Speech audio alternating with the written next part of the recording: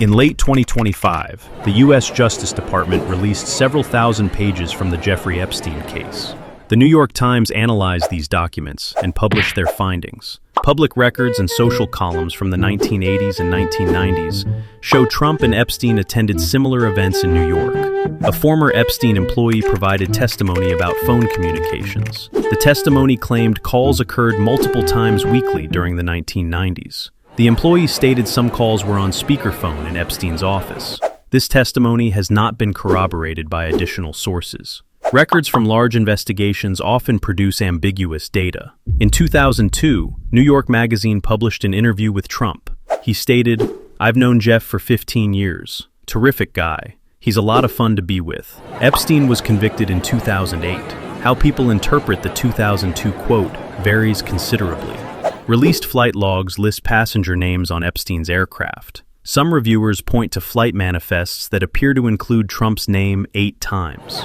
In various interviews, Trump has stated he did not use Epstein's plane, or used it minimally. Aviation records can contain errors. They can also be accurate. Different observers prioritize different pieces of information when evaluating such discrepancies. One email in the files, dated 2015 and attributed to Epstein, contains a reference to Trump. One interpretation advanced by critics is that the email could be read as implying awareness of activities involving young women, and that Trump may have asked Ghislaine Maxwell to address the matter.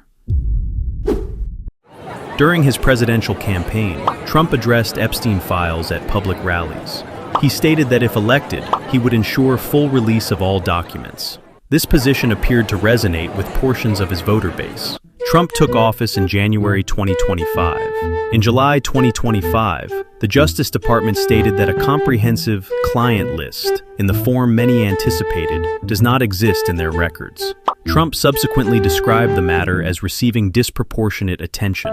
Some supporters expressed confusion about this shift. The administration has not provided detailed explanation for the change in approach. In November 2025, Congress introduced legislation requiring document release within 30 days. The bill received support from both Republican and Democratic members. This bipartisan support is relatively uncommon on politically sensitive matters. On December 19th, several thousand pages became public.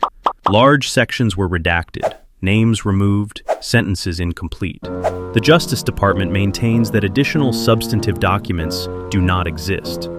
Others caution that without full context or verification, firm conclusions are difficult. The email's authenticity has been discussed, but not independently verified by third parties. What followed remains unclear from the material released so far.